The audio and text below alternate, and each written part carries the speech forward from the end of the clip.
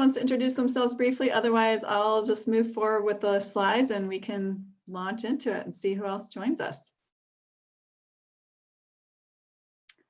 All right, so yes, this is a session, Farm Policy and Advocacy, what can we expect post-election? And we're excited to have Wes King here from, who's the Senior Policy Specialist from the National Sustainable Ag Coalition. I think Coalition got dropped off my slide there, sorry about that, NSAC for short. And this session is part of the 2020 Field School, which is a track within the Sustainable Ag Conference. So excited to have you all here this evening. Just wanted to say thank you to our Field School sponsor, Farm Credit. They've been sponsoring our Field School for a number of years, so we're really appreciative of their continued support this year as well. And just wanted to share a little tech overview. You've probably seen this a million times and you're all probably Zoom experts by now, but if you want to mute or unmute yourself, there's a little mute button there in the left-hand corner. The same thing for turning on and off your video or your camera. If you're on the phone, you can press *6 so that we can hear from you.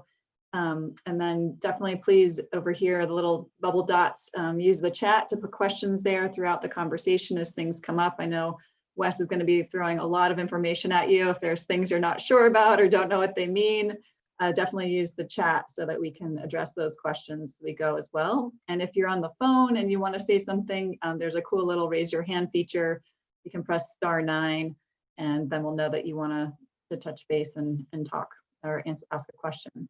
And then if you don't want to be distracted too much by seeing everybody's faces and whatnot, or the little squares, you can either switch from gallery view to speaker view so that it's easier there. And just so you know, the presentation's being recorded so that we can post this in the app and people can come back to it and watch it later. So we also just want to thank you for being patient with all the, if any technology issues come up or people's internets are choppy or other things, because we're all coming from different parts of the country. We appreciate that as well, your patience.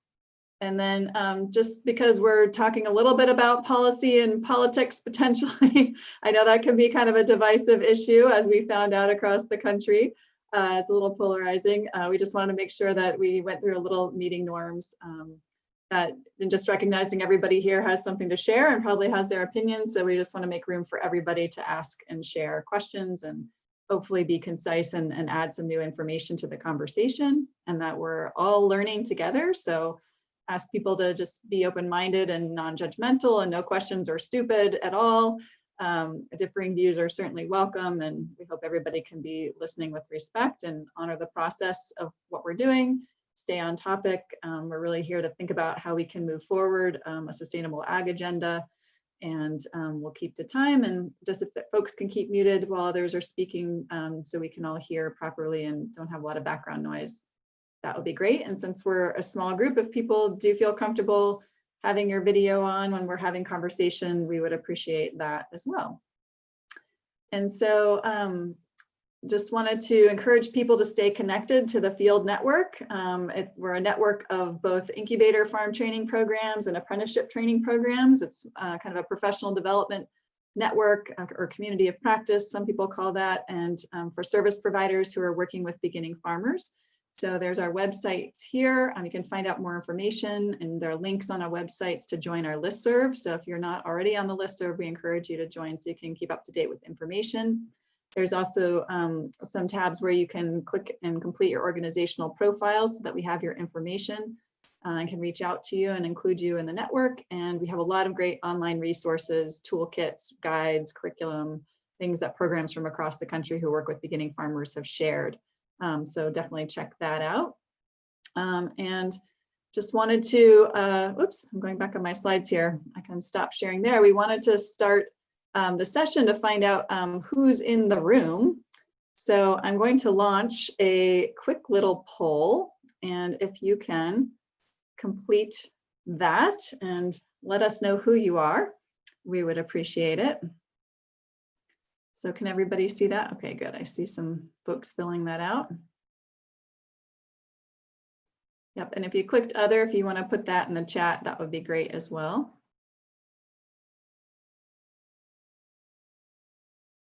All right, so I think everybody's voted.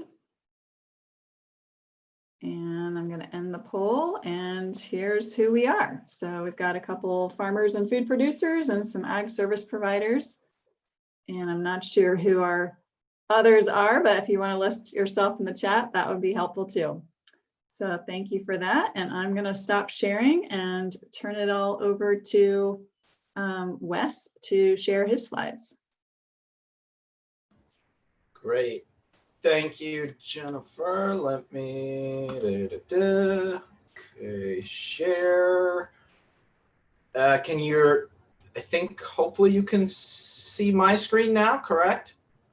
Yep, if you want to put it in present mode, that would be perfect. Just getting there. All right. Okay, hopefully everybody can see everything okay. I have the privilege, honor, and some other descriptor to try to join you all here and make sense of the election, the general election that just occurred earlier this week, and what it's going to mean for food and farm policy coming up in the next couple of years, but focusing mostly on the immediate near term or immediate future. Before I jump into kind of talking a little bit about the actual results, I just wanted to tell folks a little bit about the National Sustainable Agriculture Coalition. Some of you may already be familiar with us, but just in case, I'm going to give you a little bit of my spiel before we jump into the content. As Jennifer said, I'm a senior policy specialist with the National Sustainable Agriculture Coalition. We say NSAC because, as you can tell, saying the full name is a bit of a mouthful. So NSAC, just to give a quick sketch of who we are, it's a grassroots alliance of approximately 130 organizations, member organizations from all around the country that are essentially unified by our desire to work towards reforming federal food and farm policy in Washington, D.C. We primarily or only work on federal policy, and our membership is quite diverse, spanning from large national organizations to small regional state-based organizations. So we have a lot of diversity in size and scope and focus area of the organizations that make up our membership, which is, I think, part of what makes us a great coalition. Real quick, we do not work on elections. We are a nonpartisan organization, but we do, the three areas of the policy process we tend to focus on is authorization, how bills become laws, essentially working to advocate for certain provisions in bills, primarily the Farm Bill, but also child nutrition reauthorization. And this year we've been quite involved in legislative efforts around COVID-19 response. We also work on annual appropriations to ensure funding goes to sustainable agriculture and food systems programs.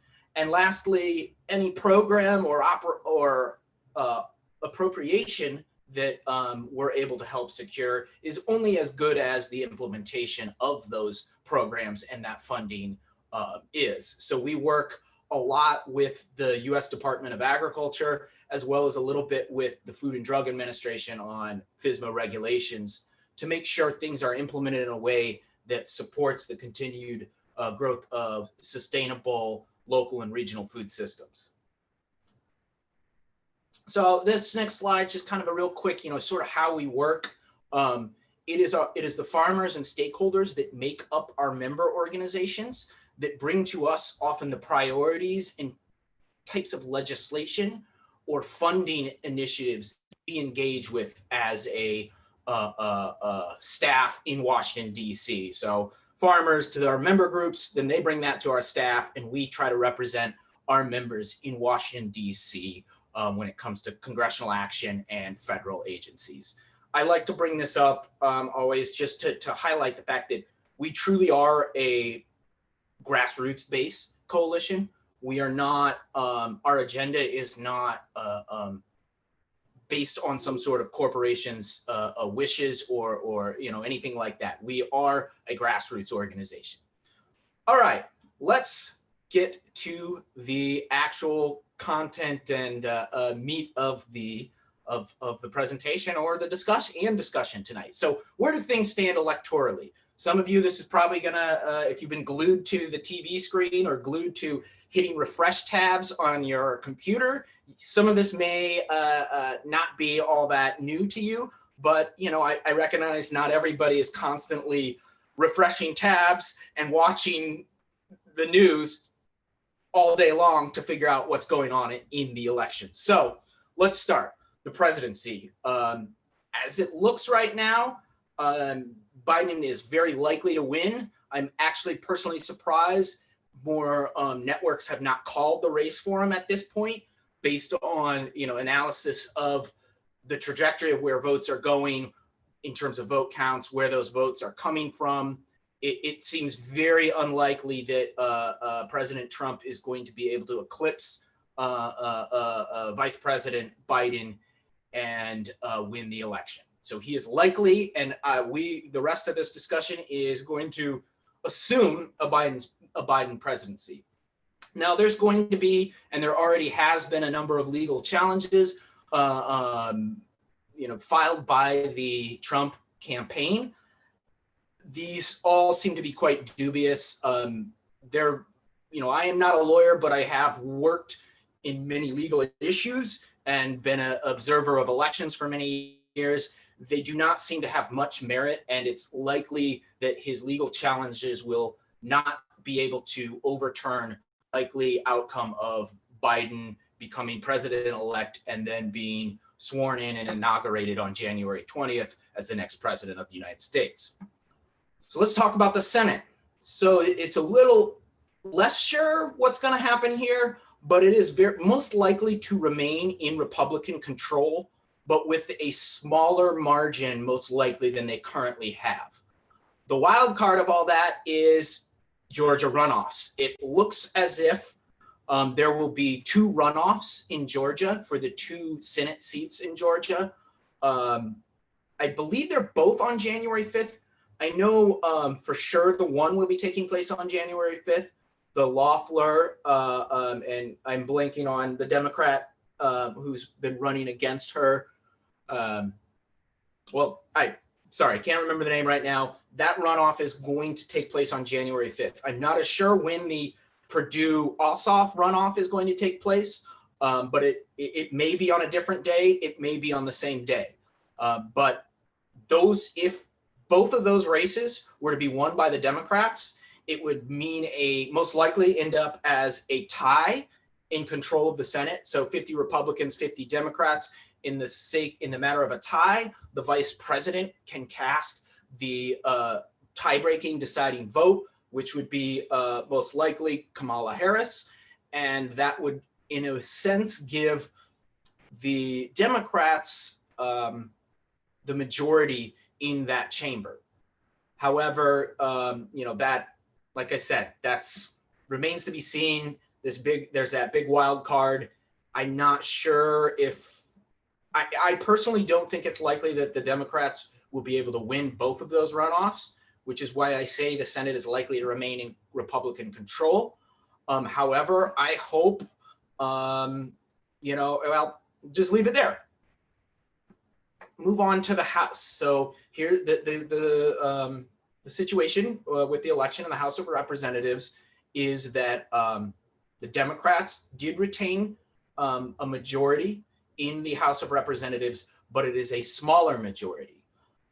In fact, the Democrats lost a number of rural seats, particularly ag seats, and a number of members of the House Agriculture Committee, Democrats who were freshmen, who came into Congress on the sort of small blue wave that occurred in the 2018 midterm. They were, a number of those lost their seats. There's a lot of, probably going to be a lot of in-flight fighting and internal acrimony within the House Democratic caucus, because going into that election, they were banking on expanding their majority, and a lot of these races went in a direction they did not expect. So there's kind of some reckoning going on within the party. All right, let's dig into a little more what it means for agriculture, particularly what the election results mean for the House and Senate Agriculture Committees. So 3 of the 4 corners, we like to call them the 4 corners, being the chair and ranking member of the House and Senate Agriculture Committee. Currently, the current Congress, Senator Roberts from Kansas is the chair of the Senate Ag Committee. He is retiring. Representative Conaway is the ranking member of the House Agriculture Committee. He is also retiring. Representative Peterson, who is the chair of the House Ag Committee, lost re-election. The only one of the 4 corners that is likely to remain is Senator Stabenow from Michigan, who is likely to remain as ranking member on the Agriculture Committee. Or if the Georgia runoffs go in the Democrats' direction, she would actually become chair of the Senate Agriculture Committee. But for now, again, I'm assuming the Republicans are going to maintain control of the Senate. And as a result, with Senator Roberts, the chairman of the Ag Committee, currently retiring, we will have a new chairman of the Senate Agriculture Committee, Senator Bozeman from Arkansas. It does not appear anybody else is going to be vying for that chair. I know his staff has been expecting that they would be jumping into the chair position for over a year now with Senator Roberts' retirement. So that seems quite likely. On the House side, the House Agriculture Committee chair is up for grabs, and we're starting to see a race for who is going to replace Colin Peterson as the chairman. It's starting to shape up. David Scott from Georgia is next in line based in seniority. After him is Jim Costa from California. Marcia Fudge from Ohio is also a possibility. David Scott and Jim Costa have both announced that they are seeking the chair, and they are working to try to jockey amongst other Democrats to try to build support for them getting the chairmanship. We do not yet know if Marcia Fudge will throw her hat in the ring. On the House side, there's 3 members that are vying to take Representative Conaway's position as the ranking member on the House Agriculture Committee. That is Rick Crawford from Arkansas and G.T. Thompson from Pennsylvania and Austin Scott from Georgia. All right. Could pause and see, are there any questions at this point about anything I said?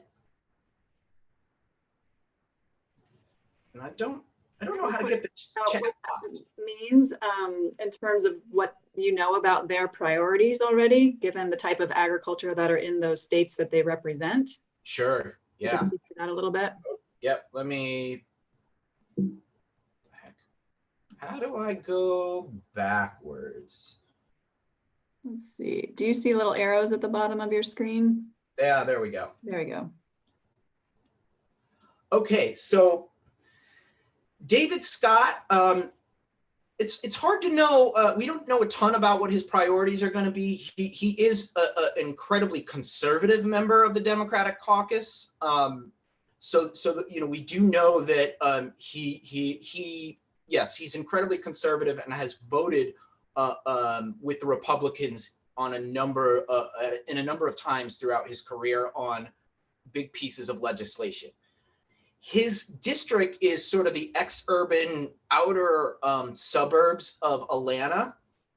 So, one of the things that I think at least could be positive, during the 2018 Farm Bill, his office was quite supportive of beginning farmer issues and local food systems issues. So I think, there's definitely some positive, a positive sign there. Jim Costa is, from California. He himself has a dairy background. So we can definitely think he would prioritize dairy. but he also is, close to the Western specialty crop industry out in California, which means he's accustomed to specialty crop production, but it's also including organic, but it also tends to be large organic, large specialty crop production. So, we're not quite sure about him, though he is a more liberal member of the Democratic caucus than David Scott. Marcia Fudge is probably the least likely to get it, but the one that I think is going to generate the most excitement from the Sustainable Agriculture Committee. She has, she's got a long history of supporting sustainable agriculture and food systems, particularly she's been one of the sponsors of the Farm to School Act for a number of years. She's been big on farm to school. She's big on nutrition, healthy food access, but I think her traditional ag credentials aren't as great, so that may hamper her ability to get the chairmanship. I don't know as much about Rick Crawford in Arkansas, except he has during the last Farm Bill, he was surprisingly interested in rural food security issues and was supportive of rural food security issues, but tended to be, as a lot of Republicans are, unwilling to support funding for certain programs.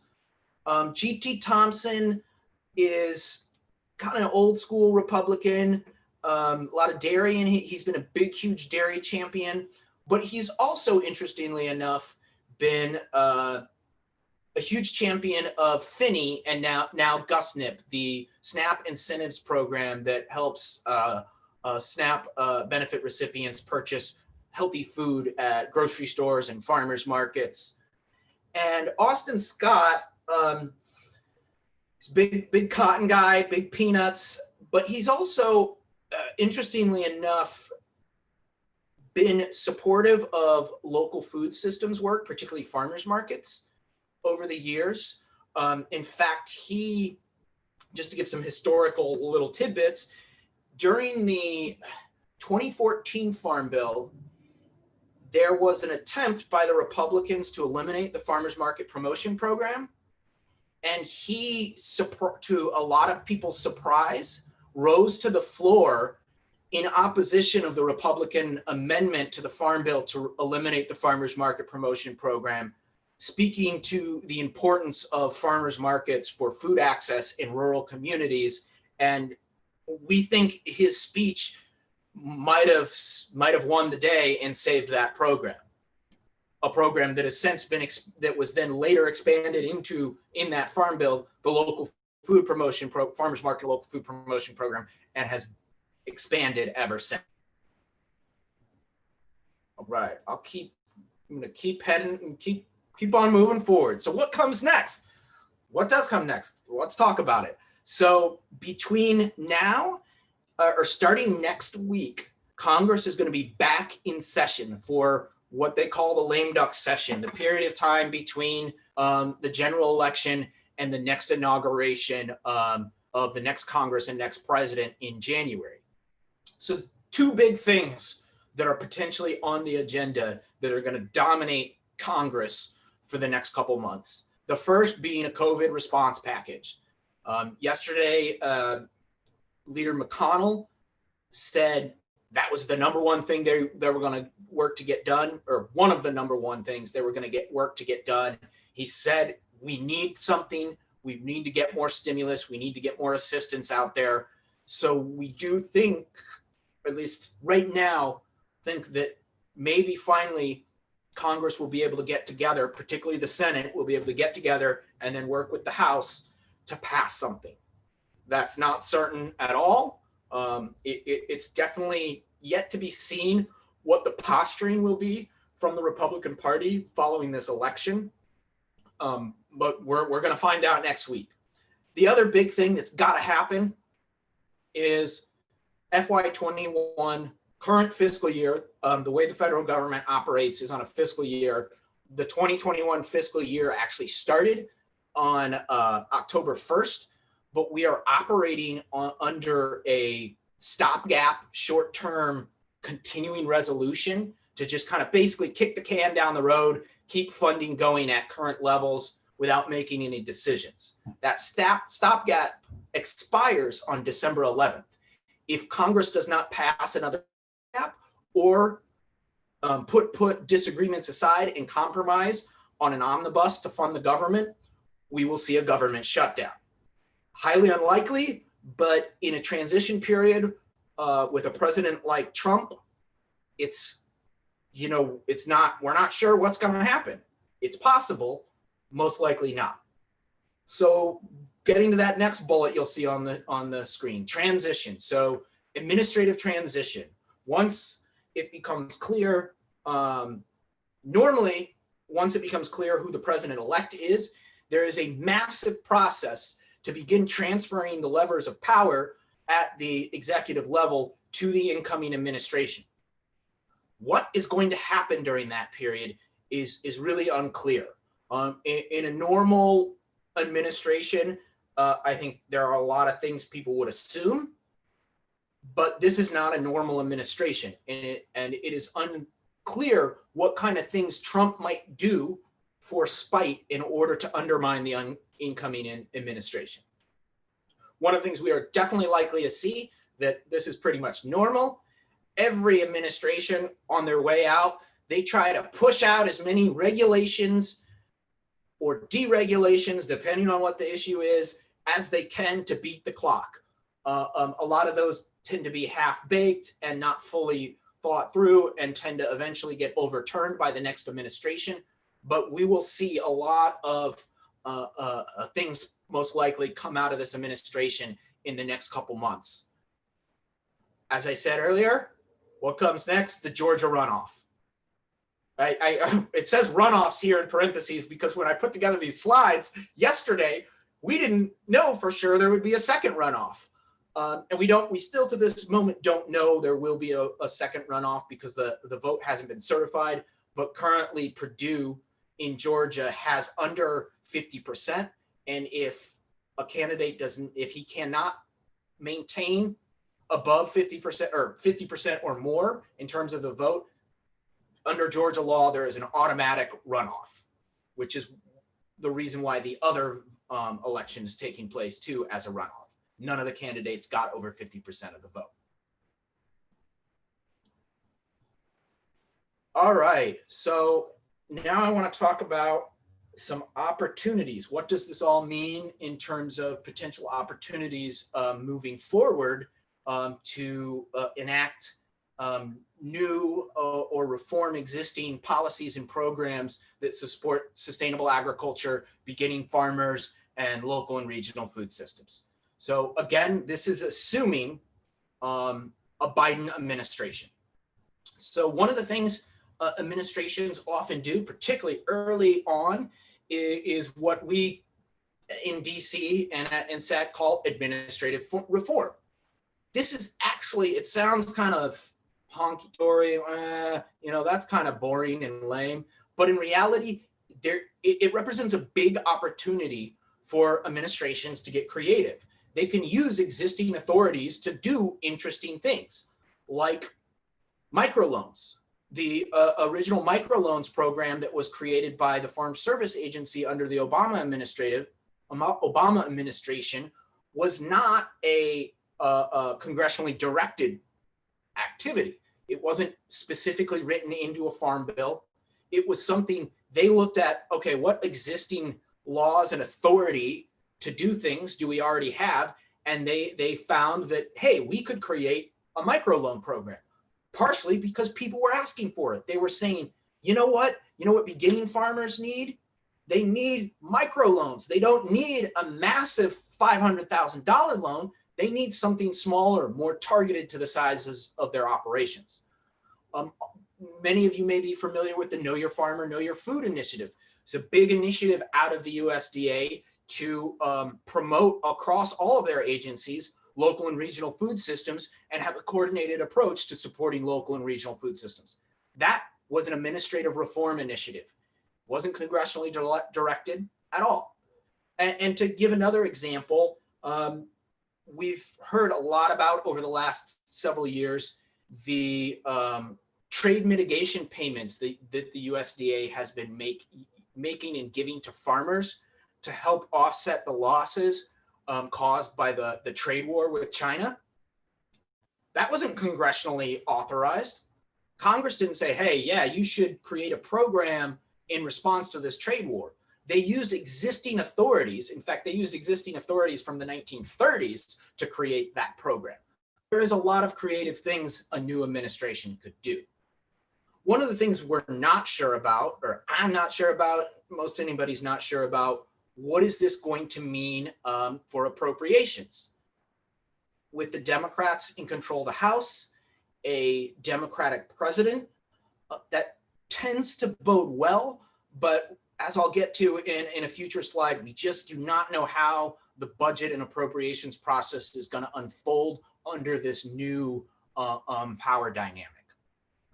Another opportunity, potentially COVID response. I mentioned this as a lame duck activity, but it's possible that they may not be able to find agreement next week and the following week, and we may see something small, or we may see nothing in terms of COVID response happen. And that may be the first thing we see then that Congress tackles in the new year. And that's going to be a huge opportunity to engage in advocacy for programs and policies that address the needs of beginning farmers, sustainable agriculture, and local food systems when it comes to the impacts of the pandemic. One of the, talking about the House Ag Committee, it being in flux, both leadership as well as several vacancies now because of a number of Democrats on that committee lost, this could become an opportunity. It's an opportunity to get for people who may have good new ideas to get on the committee, but it also may, with a new chair, we might get more progressive policy. Representative Colin Peterson, the current chair, is, I believe, the most conservative member of the House Democratic Caucus. A lot of times people in the Democratic orbit complain about how he's not really a Democrat. He's much more of a Republican than a Democrat. And putting that aside, I can say, though, as somebody who's been trying to advance sustainable agriculture and food systems policies, he has been hard to work with. He is much more conservative and much less willing to entertain ideas that aren't viewed as favorable by traditional mainstream agriculture or agribusiness. So hopefully a new chair may create more new opportunities. And then the other, I don't know how I touch my finger on the mouse to move forward and it sent it back. I don't know how that worked, but it did. Anyway, so beginning to lay the groundwork for the 2023 Farm Bill. This is another opportunity I see moving forward. We were, a lot of people are, a little sad that the Senate and disappointed that the Senate isn't going to be in Democratic control, because there was the hope that that would create the opportunity to do a lot of really ambitious, big picture legislation. And I think that was probably correct. But just because we're going to have a Senate control does not mean that there isn't going to be an opportunity to see members of Congress put out ambitious and progressive proposals for the 2023 Farm Bill. In fact, later next year is when work around the 2023 Farm Bill is probably going to begin. You might say, like, wait, 2021 is several years off from 2023. But the reality is that the groundwork, the putting together of new ideas and evaluating current programs to figure out what new tweaks need to occur is a process that really begins in earnest will begin in earnest in 2021, probably the later half of 2021. But that's going to be a lot of activity around trying to find out who wants to do what and what are they willing to push for? Wes, just a quick question on that, kind of related to point number one about the administrative reforms. Mm-hmm. I'm just wondering, like, how would we as a beginning farmer interested community work our magic within whatever the new USDA administration is? Like, who do we reach out to, or how do you work that process, I guess, or what could us as a community do to think about having them help create it, like come up with creative solutions? Yeah, so it's going to depend. It's going to depend what programs, what solutions, what agencies. And right now it's really hard to know what the process is going to be. One of the things we do, at least at NSAC, every general election, we put together transition team documents where we we've got a 50-page memo of these kind of ideas that we have ready to go now. But we've been essentially, as we've been trying to figure out, hey, who can we talk to at the Biden campaign? We've been told, no, we don't want to talk to you right now. We want to win this election. So right now, I don't know, but typically there will be, over the coming months, a transition team built out at the USDA. Somebody will end up being tasked to be kind of the head guy for Biden to come in and lead that transition process. And that person then will be bringing other people with him. And it is the people who surround that person who are the ones we'll have to get to initially. Eventually, we'll get new appointments at undersecretary levels. And those people are also an opportunity to go to talk about reform. And then otherwise, it's just the same kind of people you may already know or be talking to that lead programs are people you can be talking to during the transition and early in the next administration to say, hey, what do you think about this? So that was a sort of a non-answer answer. The That's truth helpful. is, thank you. yeah, we don't know right now for sure.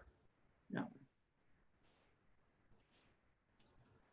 All right, so let's talk about some of the challenges. So I just talked about all the opportunities to advance better policies for beginning farmers, sustainable agriculture, and local food systems. Let's talk about the challenges. So cabinet positions, including the Secretary of Agriculture and undersecretary positions, are Senate confirmed.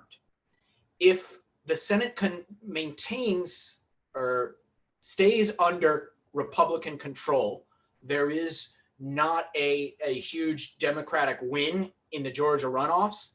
That means Mitch McConnell will be in charge of the confirmation process for cabinet positions under the Biden administration. That is going to make it really hard for the Biden administration to put forward progressive cabinet members or cabinet members that are viewed as outside of the mainstream of traditional agriculture and agribusiness. It doesn't mean it's impossible. If you were paying attention to these things over the last 4 years, you'll know that, I guess the Republicans always had control of the Senate during the Trump administration, but there are opportunities to maneuver. There are things Biden can do to try to get more progressive members into his leadership team. But there is this Senate confirmation piece that is going to make some of that difficult for him. Most likely, because the Senate is going to be controlled by Mitch McConnell and the Republicans, big ambitious legislation is likely off the table. No Green Deal, no new Green Deal, no anything similar to that. Unlikely to see anything like comprehensive immigration reform or comprehensive climate change legislation. It's, it very well could be a Congress that does nothing when it comes to passing much in the way of legislation. However, we don't know. it's unclear or uncertain how oppositional Mitch McConnell will be. You know, if people will think back when Obama originally got elected, and he came in and had a Democratic Senate and a Democratic House. Basically, from day one, Mitch McConnell came out and said, our job is to be an opposition party and make sure that Obama's a one-term president. They did everything they could to thwart bipartisanship. Will Mitch McConnell come in with that same perspective? It's likely, but maybe not. It's really, really hard to know at this point. One of the things that I'm somewhat hopeful is the next election cycle, the 2022 midterms. There are a lot of Republicans in the Senate that are up for election, and some of those are in states in which Biden looks like he has won. So is there going to be, an effort of, is McConnell going to play nicer because he's got folks who are going to be up for election and need to show that they got something done rather than just be a stick in the mud? Don't know. It's one of those things we're going to find out. And then the last thing that's going to be really a major challenge is spending and deficits. It's, typically the Republican Party, when they're in control, don't seem to have any problem spending money.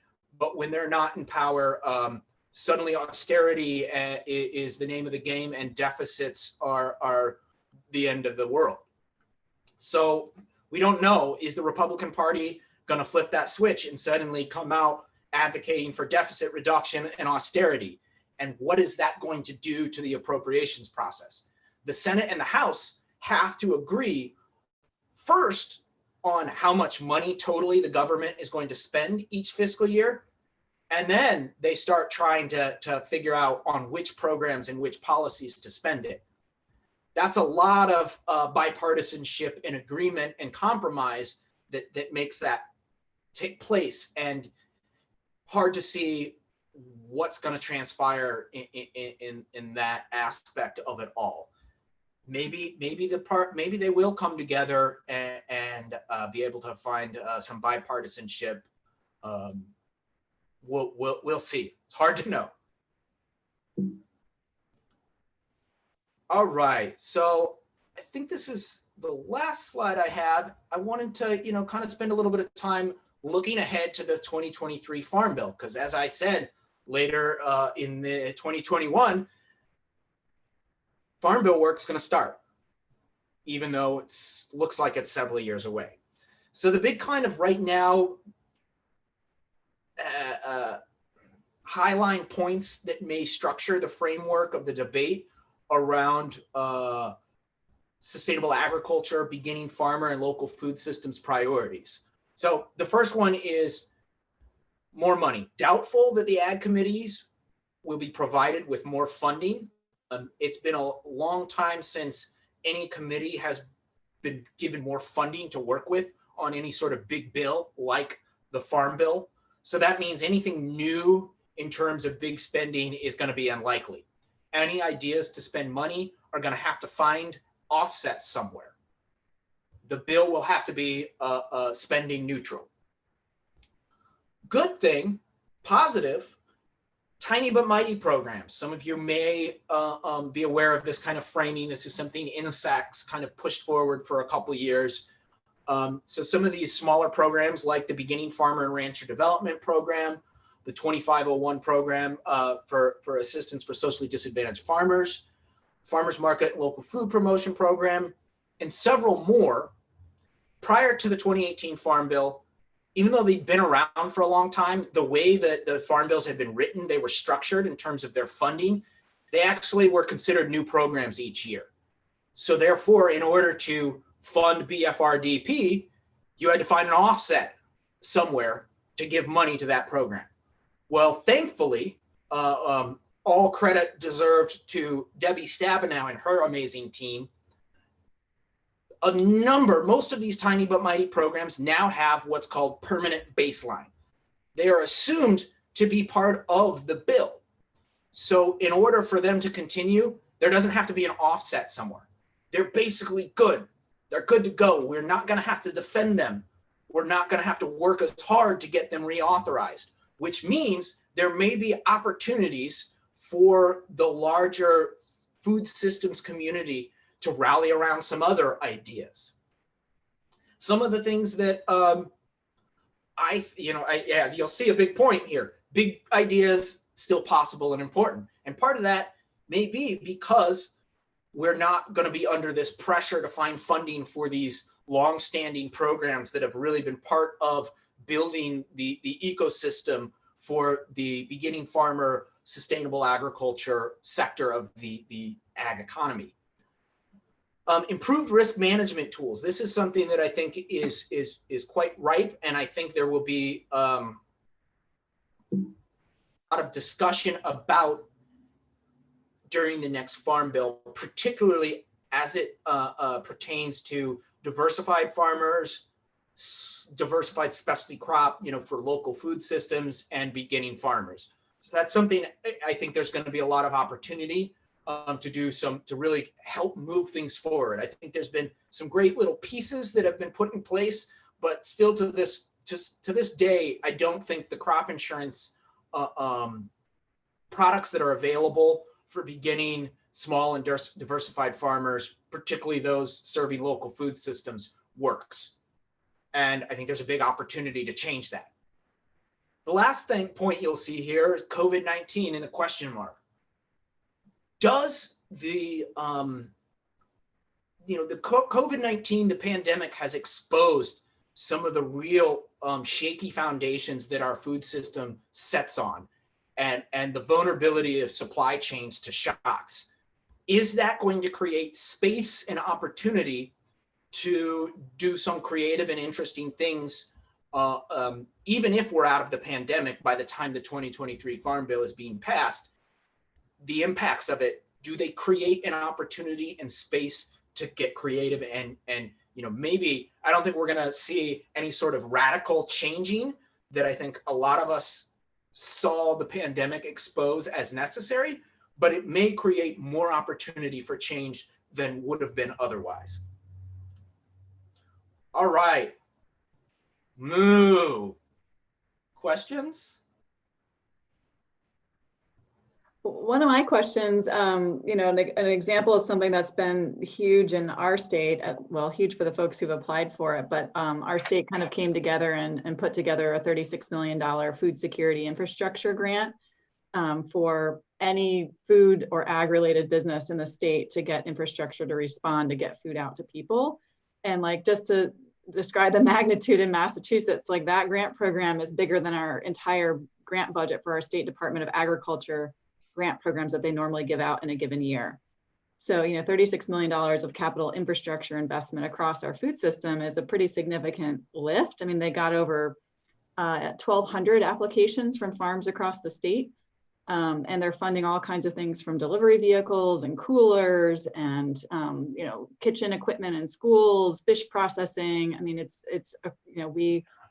we got the new spader. I mean, people can apply for anything to bring more food into production and get it to people in need. They also tacked on SNAP processing equipment so more vendors could accept, EBT. So it's been huge. And I'm just wondering if there's a potential for, block grants or something to states for these kind of other regional and local food systems investments that could maybe come out of the COVID relief package or something. Yeah. So one of the things that we've been very supportive of, and I think, so Debbie Stabenow introduced and then reintroduced, along with a couple Republicans as well, a bill called the Food Supply Protection Act. It's pretty comprehensive. And one of the elements of that is infrastructure grants for food systems. I can't remember every piece of the bill right now, but it has a number of sections. Some of it geared towards providing resources and assistance to the Emergency Food Systems Network, or the network of emergency food organizations. Not just the official Feeding America network, but just emergency feeding organizations in general. There's infrastructure grants for small meat processing. There's assistance for farmers markets for whatever costs they need to pivot to make sure they can still get food to people. It really is kind of what you're talking about, expanded beyond just targeted towards small farms and local food systems, but something that includes the whole supply chain, small, big, large as well. I do believe it has a block grant component as well. It's kind of, Stabenow's office saw all the various ideas that were being put out by a number of folks, a number of members of Congress, kind of like what you're talking about, but also there was the ideas of block grants to states to do whatever they want.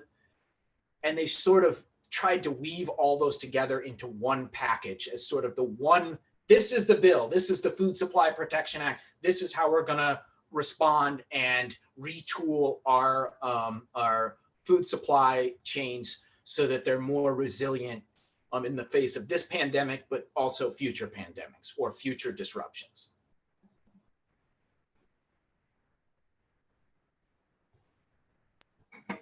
Great. Do folks want to ask questions? Since we're a relatively small group, you're welcome to put your camera on and unmute yourself and ask Wes your burning questions. And again, don't feel like you have to be a policy expert to ask a question. This is, what do you need? What do you want? What would help your beginning farmer programs succeed?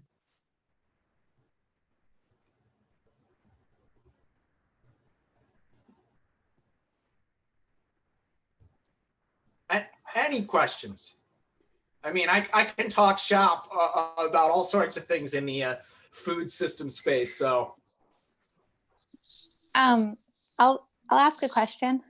Yeah. Hi, I'm Jenny. I'm out in Oregon. I work with a beginning farmer training program with another couple that runs Mudbone Grown, and they're specifically serving Black, Indigenous, and people of color. And so I'm just curious where the land acquisition conversation comes up, and access to land, and all the various possibilities of dollar leases, or figuring out,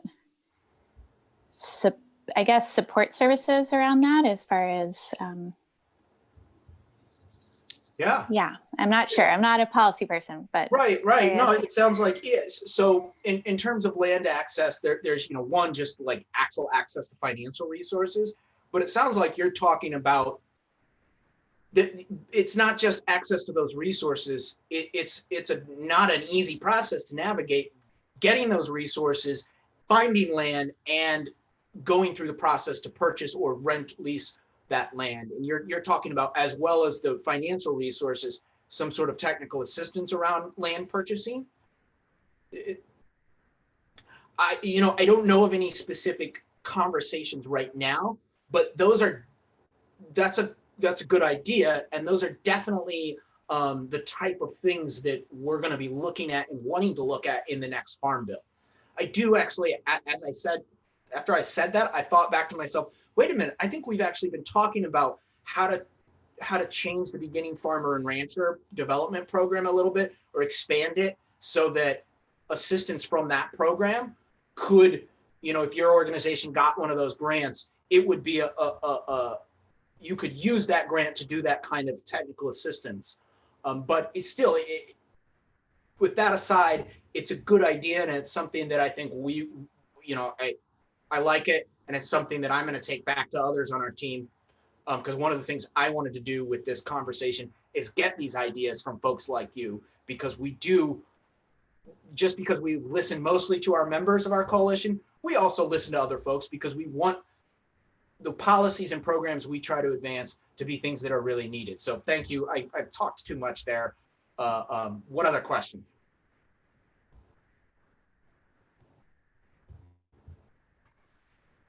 Hi, Wes. I'm Michelle over in Austin, Texas. I've been hearing a lot about ecosystem service payments and, for regenerative ag. Is there anything in the works around that, or what's your opinion on that? Yeah. So there is. So there's been some effort. well, one, it's a big conversation. A lot of people are talking about it. How do you create a system to pay for ecosystem services? It's one of the things we thought, if there was going to be a Democrat Senate, there may be more action around that. But that being said, Senator Stabenow and Republican Senator Braun from Indiana have introduced something along those lines to try to help move things in the direction of how do we quantify, how do we create a system so that you can actually measure ecosystem services for particularly around carbon pollution. However, as an organization, we do not support that bill because it's a very industry kind of friendly bill, and the devil is in the details. We do not want to just create an opportunity for corporations to sell more products saying that it's sustainable. And so I think there's an opportunity, and there's going to be more discussion about that. But I'm skeptical that we're going to get something final, something across a finish line in the near future on that. But I definitely expect those conversations to continue to swirl, ramp up, and we'll continue to see proposals around it. So it's a hot topic.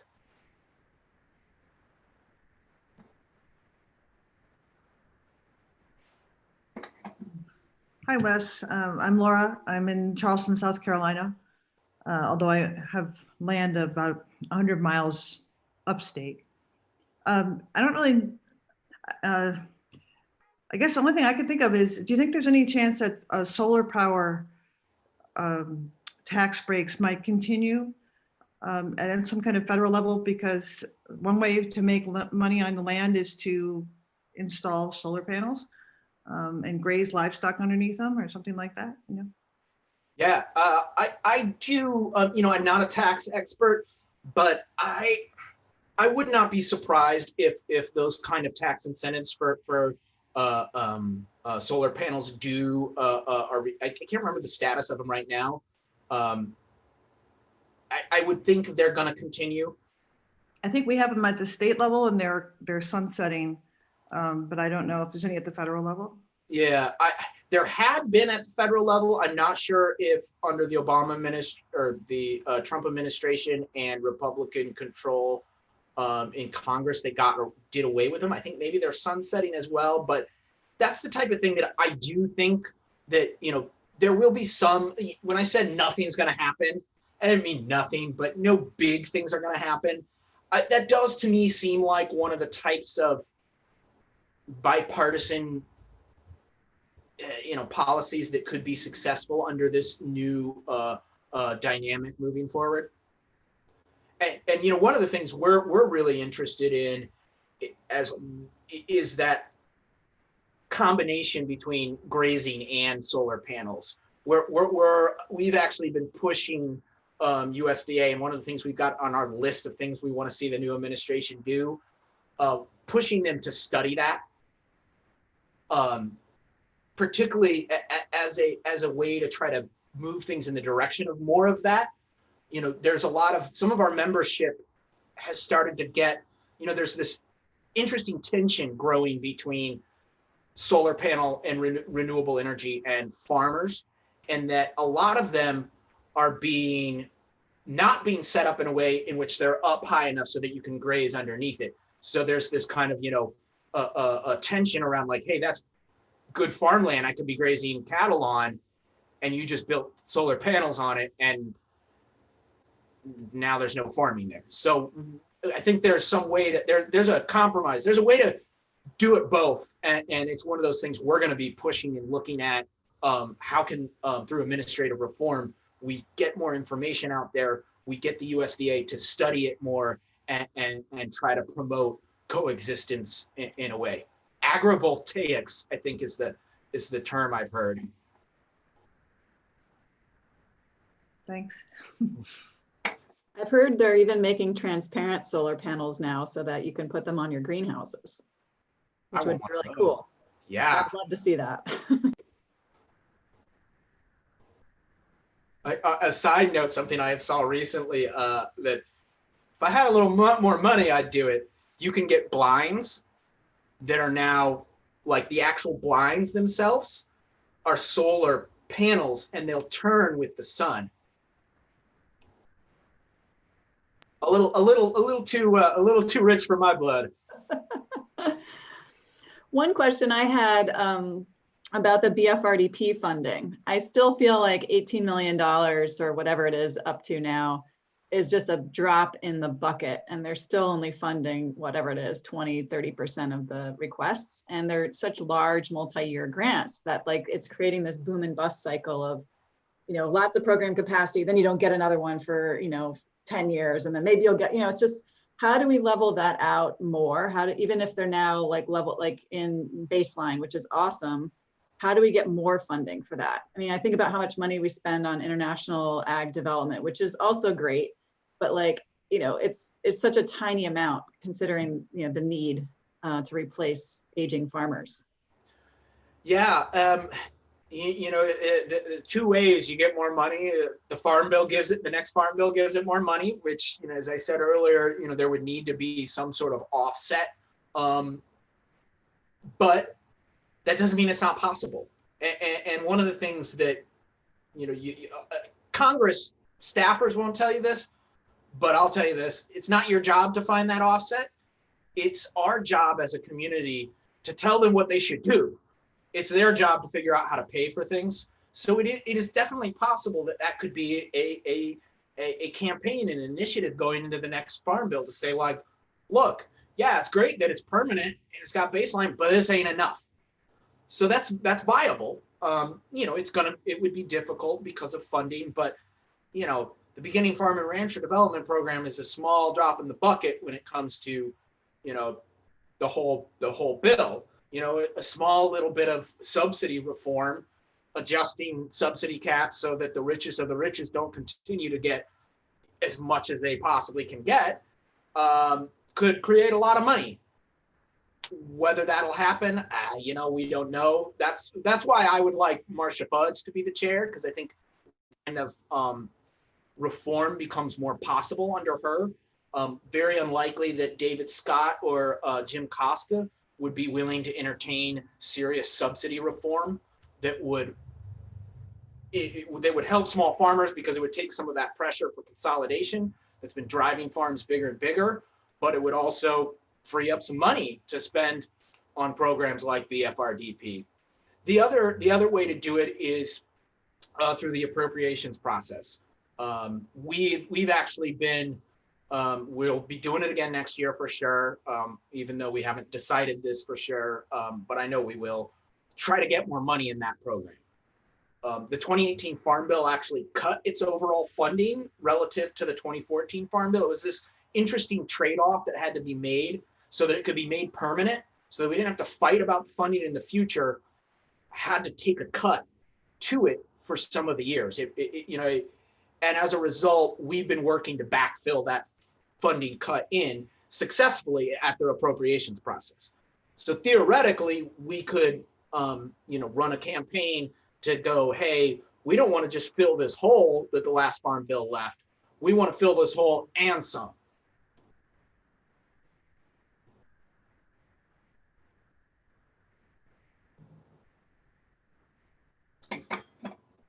Other questions, even stuff like the solar panels. It doesn't have to be on anything I talked about. Izzy put a question in the chat. She said, what's the best way to advocate for ourselves as beginning farmers in the policy realm? Here, well, as you just happened to ask, I've got some links to ways you can sign up to get more information from INSAC, particularly email updates. We send out that information. But the other thing, you know, what I would actually say is, what's more important is getting involved in, would be more important is getting involved in a local organization that might be plugged in. Where are you located?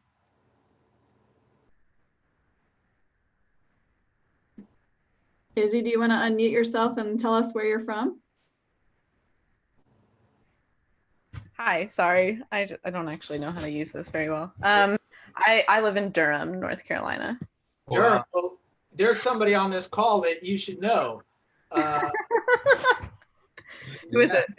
Nick Wood, the policy director of the Carolina Farm Stewards Association.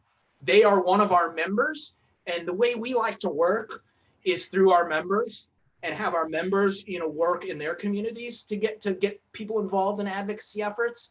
So, yeah.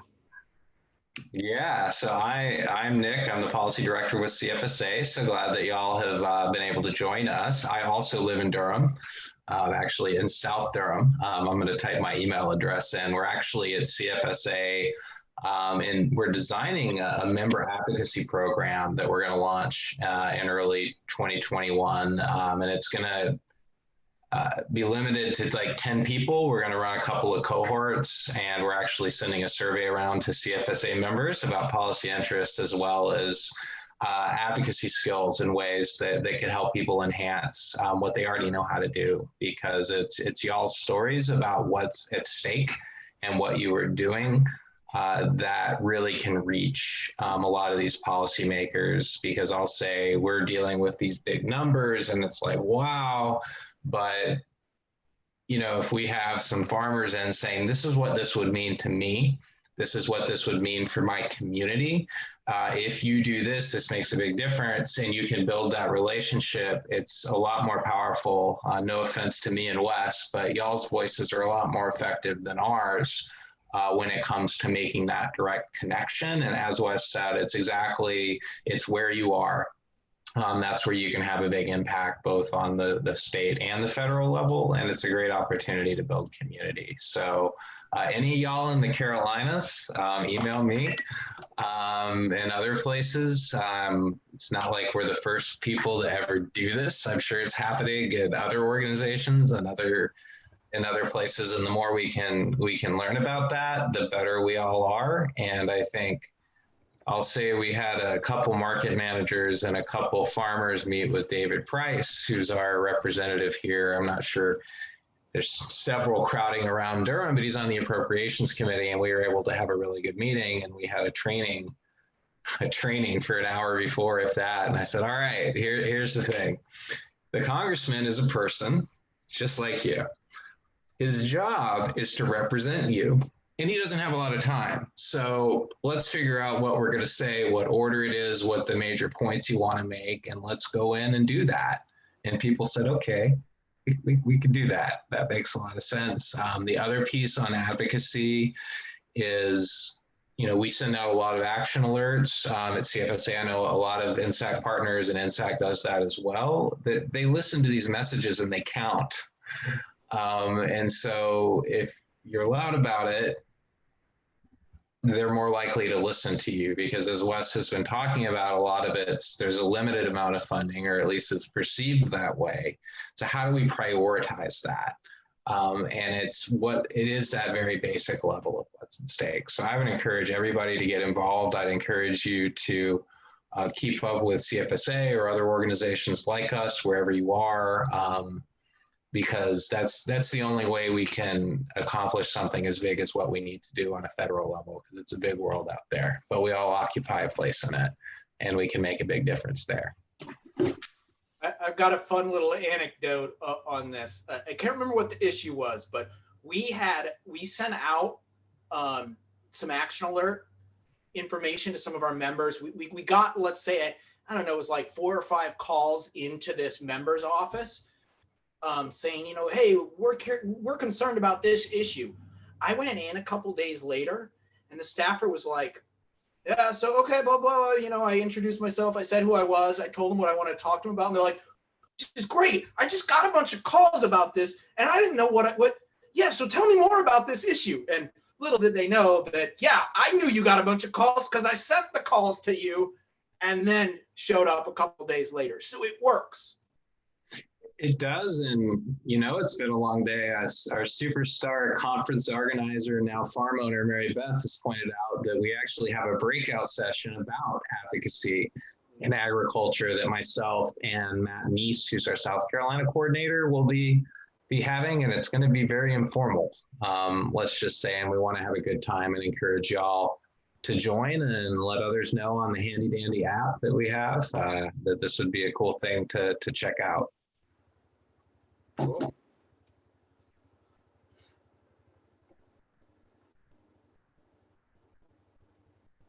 Cool. Other questions for Nick or Wes? And if not even questions, you know, maybe, so I'm gonna get this slide back up here.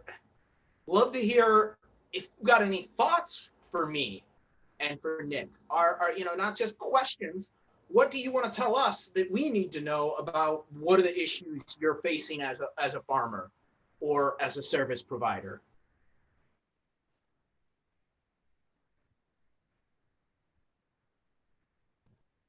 They can be big ideas. You can say, you know what I would really love is a program to pay for solar panels. There is one, the Rural Energy for America program, or REAP. I can't remember what REAP stands for, but you can get grants and guaranteed loans to do renewable energy projects on farms. I'm excited about more of the urban ag programming that's coming out. I thought it was great that NRCS had the urban ag program. It was sad that they weren't able to fund that many of them. But, you know, we don't qualify. We're too close to Boston and Eastern Mass. But we have a huge customer base and a lot of little farms all over the place. And yeah, just the you know, recognition of USDA that urban and peri-urban and suburban agriculture is a thing, I think is huge. So I hope we can keep pushing more for those types of programs to get more people.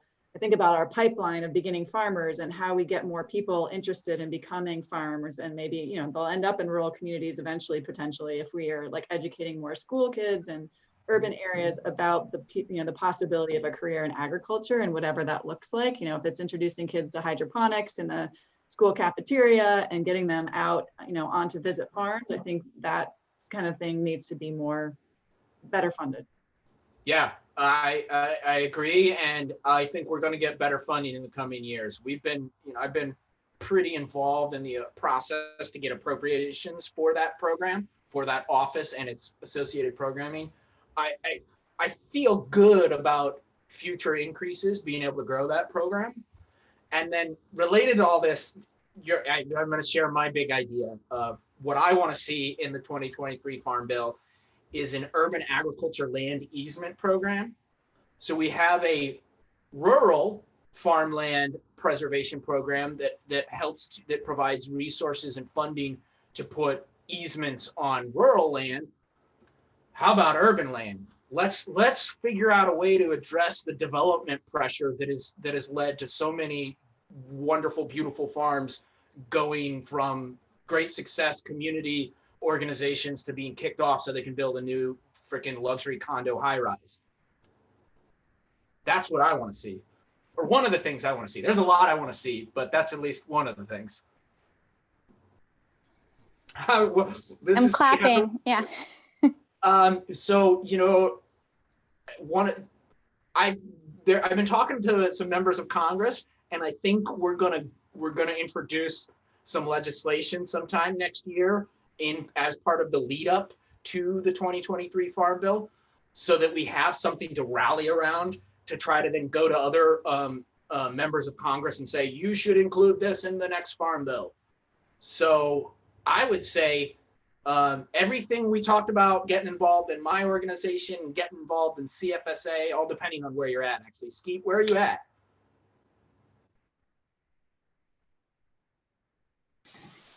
Hey, I'm in Durham, Wes. Another Durham. Yeah, actually, Izzy's my neighbor. I didn't even know that she'd be here. Wow, that's we got to talk about. Yeah, and I was actually just going to add, I work as an organic inspector in this region, and of course, this region exists because of agriculture and the history of tobacco farming here. At least the development in this region does, I should say. And going to these tobacco farms that used to be close to a much smaller Raleigh or a much smaller Durham, and seeing the development encroach on them and seeing how these farmers are dealing with these new issues of, needing to drive their tractors on 4-lane roads, and the price of land going up, and losing parcels because they're renting a lot of parcels, losing parcels to development, or if they do own parcels, you know how it goes. A farm gets passed down, and maybe the next generation doesn't want to farm as much, and the opportunity to sell the land to a developer is such a great opportunity in their life, since maybe they're not farming at all. And so they'll go ahead and do it. And so the farmland is obviously disappearing, and there's, it's a real challenge to protect it. And I know people are working on it, but if that could be a policy rather than an ad hoc kind of effort by land trusts, if there was a policy initiative that could address that, that would be huge. Yeah. I think it sounds like you and Nick need to talk, because I think that would be probably the best avenue for that would be a state level, beyond just an ad hoc program. But yeah, because there is a federal farmland preservation program already. It's definitely doesn't have enough funding. It's oversubscribed, but it is, you referred to land trusts. That's where a lot of the funding that allows land trusts to come into ownership over an easement or the development rights. A lot of funding. I don't know what percentage of land trusts come from the federal program, but there is a huge federal program that funds that. But I know there's a lot of state-based efforts as well. So yeah, it sounds like you and Nick need to connect, and Nick need to connect anyways, because you're in Durham and you care about these things. Agreed. Nice to meet you, Nick. Here, I'll show my face. Sorry, bad lighting, bad camera angle, but that's me. Hey, maybe there's a way to talk to municipal and county folks too. I don't know. Jillian Johnson, who's our superstar city councilwoman and my best friend, actually, she's in the diligence period, but she and some friends just bought some farmland north in Caswell County, and so she's going to join CFSA and get involved. And a lot of people are doing this. So I just found that out today. She texted me, so I've been waiting for that to come through. But make her advocacy training. She knows a little bit about that. Well, very good. Nick, I got your email in here, so I'll reach out. And there's last year there was a couple of land trusts that came to the CFSA conference, and I think there was even a breakout session about land trusts. I'm not sure if there are this year though, but the work that they're doing is hugely important. And of course they're underfunded or only able to solicit private donations from people with money with the right idea, and they know that this is an important issue. But leveraging municipal and state powers, rulemaking powers to institutionalize this, that would be huge. So I'm interested in that. Yeah, well, Mary Beth has pointed out that there will be a session on farming on conservation land that the Triangle Land Conservancy will be leading, and the Field School is hosting a land access conversation at 11 tomorrow. It's just good. That's really good. And the food councils that my colleague Jared Cates works with through Communities Food Strategies, they do a lot. They're very interested in this. So I think it's a really timely issue in so many ways. Yes, likewise. I'm going to sign off here. Well, I'll be in. I'm just going to mute and get my video off.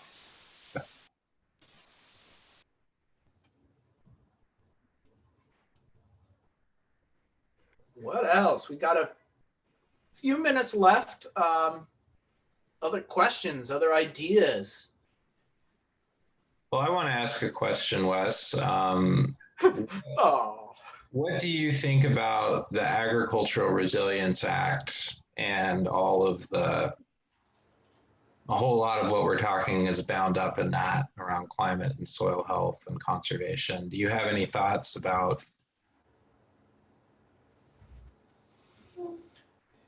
Yeah. I mean, you know, one, we're definitely supportive of it in general. As things stand right now, unless the Georgia runoffs swing in the Democrats' favor, you know, the ARAs, it's not good. There's not a lot of bandwidth for something that big and ambitious. But so one of the things that, the way I often think about big bills like that, so we call them marker bills oftentimes. They're laid out with ideas that hope, you know, they're not meant to pass on their own. The hope is that some of these ideas are going to get picked out of there and added into other bills. I think there is probably some stuff in there that we may be able to advance. One of the things we're particularly starting to think about, I've been starting to think about and work towards, is how can we use the appropriations process to do more climate change work? How can we take some of the ideas that are in the ARA and use existing programs to shovel funding into them with kind of like caveats attached to them, to say like, hey, this program, here's 5 million more to this program, but all that 5 million for your ag research program has to be dedicated to climate change research. Or I mentioned this REAP program earlier, renewable energy, but for America program. I guess that's what Rural Energy for America program. I think that's what it is. It provides these grants and guaranteed loans for rural energy, not just renewable, but a lot of it tends to be renewable. A lot of solar projects on farms, a lot of small wind. Can we put more money into that program and tag it all for low carbon technologies? So I think there's going to be some room in the next year to advance climate change policy and program fundings, but the ARA as a whole and some of the more ambitious things in it, I don't think there's going to be a lot of opportunity. Well, what's his name? Her name? The cat. It's actually, his name is Flucky. Flucky, okay. Flucky, which stands for effing Flucky with effing Fluffy with 2 exclamation points. He's a ridiculous animal. Cool. Well, he looks like a great guy. So yeah, I think there's going to be opportunity to advance pieces of it, smaller pieces of it, but comprehensive, no. But I think maybe the question partly you may be getting at, is it still worth advocating for and building support around? And I would say yes, because that's part of the way this kind of process works is the more support and attention you build to certain bills, to a marker bill, it creates then that opportunity to pluck those pieces out. If more people are rallying behind the ARA and saying, yeah, we need this, we're pushing this, it creates more opportunity for me to go to the appropriators and say, I know you're hearing a lot about this.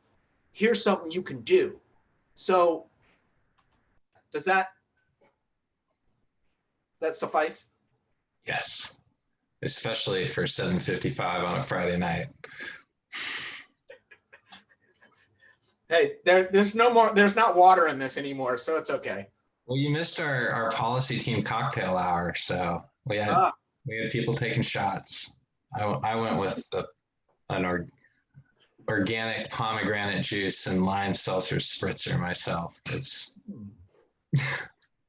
One thing I'd like to see too, I'm just going to keep throwing out other ideas. I'm part of this Blueprint network that's now changing its name to the Agriculture Viability Alliance, but just getting more funding for farm viability and technical assistance. I think, a lot of us as beginning farmer training programs do a good job getting people started. But if our job is to continually grow the pipeline of new farmers, we have to launch them off into the world to be picked up by mainstream ag service providers. And I think they're becoming fewer and far between. And so, you know, how do we figure out how to bolster that continuation of farm business viability and technical assistance services beyond the beginning farmer phase, or, you know, kind of in that teenage phase when they're in their, you know, 5 to 8 years and it's not so new and rosy anymore, and people are getting burnt out, and either they're making money and that's when they're going to drop out. We certainly saw that in the census. I know that USDA tried to do a program with SCORE, but I think it needs something more substantive there. And I don't know exactly what it is other than more funding for business technical assistance services in agriculture. Yeah. Toss that out there. Is anybody in that the Farm Viability Alliance, soon to be named, been talking about the new Regional Food Systems Partnership Program? I don't think so. Yeah, I mean, I know they've gotten some, like the Northern Regional Border Commission funds for rural development, like in, you know, in Vermont and Northern New York. Like they kind of put a regional proposal together and got that, but yeah, I'm not sure if we've looked at that one in particular. You should. That's the new program that was created in the last Farm Bill. Particularly, like the purpose was, I say the purpose is to fund partnerships focused on food shed level, you know, development. That the idea, you know, what you're talking about in terms of farm viability and having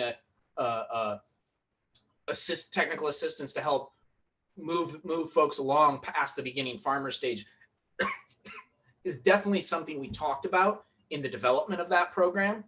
Yeah. So it could be something that's viable for it, but I hear you. Overall, there's a need for more resources to go to that space. Yeah. Yeah, we ended up, sorry, now I know what you were talking about. We did put in a proposal within Massachusetts for that particular one. We didn't get it, but I know there are a bunch of all of our, like all the state food policy plans, like in the Northeast, many of them have statewide food policy plans. They all came together and ended up getting one of those grants. So that was great. So there'll be more of that collaboration, but the business viability group did not apply specifically for that one. But got it. Yeah, no, that's a great program. I'm glad that exists. Yeah. One of the things that has not, I don't think it's been used in the program this first round, and it's actually one of my administrative reform ideas that I really want to push the USDA to do more of. The Farm Bill authorizes partnerships to apply for other grant programs on behalf of farmers. So you could have a partnership funded by that program helping and doing a lot of the legwork for farmers to apply for things like value-added producer grants to build infrastructure.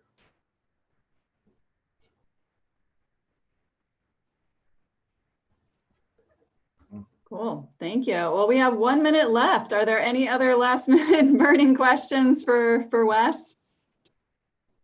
Or comments or ideas?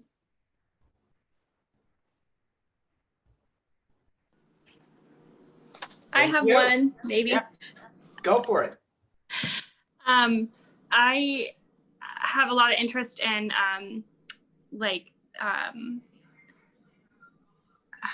insurance, like regarding like whole farm revenue protection.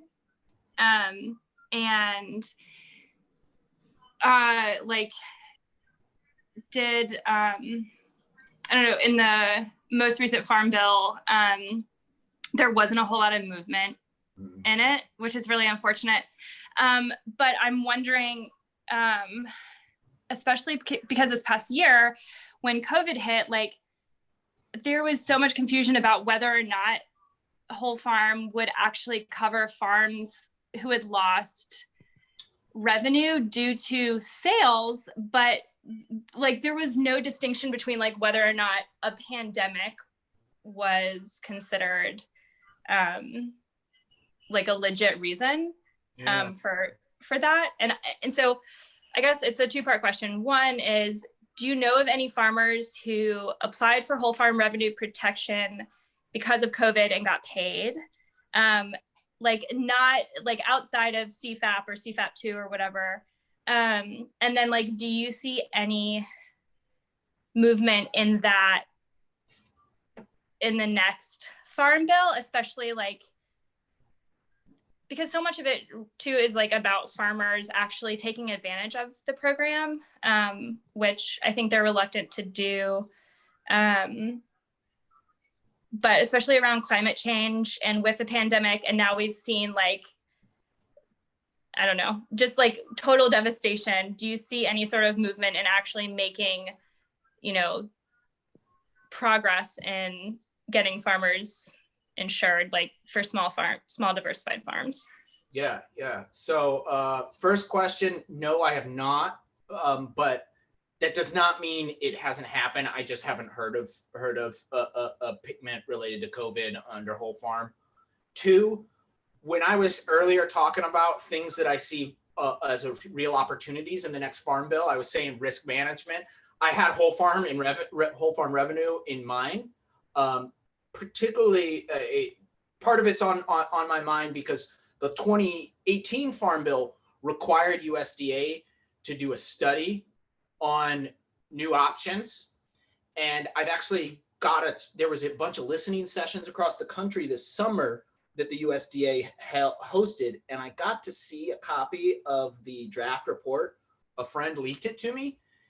And they really heavily focus on whole farm revenue. So this is going to be a report that they're also going to provide to Congress then as options to how to do better by diversified farmers, local food systems producers in general. But a lot of the report focuses on the changes that need to be made to whole farm, both in terms of administrative reforms, but also actual legislative changes. And I do know also part of why I kind of alluded to this being a topic of interest in the next farm bill. I'm already been talking with a member of the Senate Ag Committee, who's our members in Illinois, got Senator Durbin interested in this topic. And they are very interested in trying to put forward legislation next year aimed at the next farm bill to try to overhaul whole farm and make it what it's always been promised to be. So yes, I think there's definitely a lot of opportunity, and I think there's going to be a lot of action in that space. That's good news. Thanks. It's been a good news Friday, huh? Good Friday. Yeah. Well, thank you so much, Wes. I really appreciate all your great insight and information and advocacy and all the good work that you and your colleagues at NSAC do. So thanks for speaking at this session and prepping us for what lies ahead and encouraging us to, continue to get in the fight and put our good ideas forward. So encourage all of us here who are farmers and advocates to get involved with your efforts and move these things forward. So thank you again, and hope everybody has a good rest of the conference. Yeah, thanks for letting me speak to y'all, and thanks for joining me on your Friday evening. Thank you. We want to be. The future is now. Thanks, everybody. Good night. Thank you. Thank you.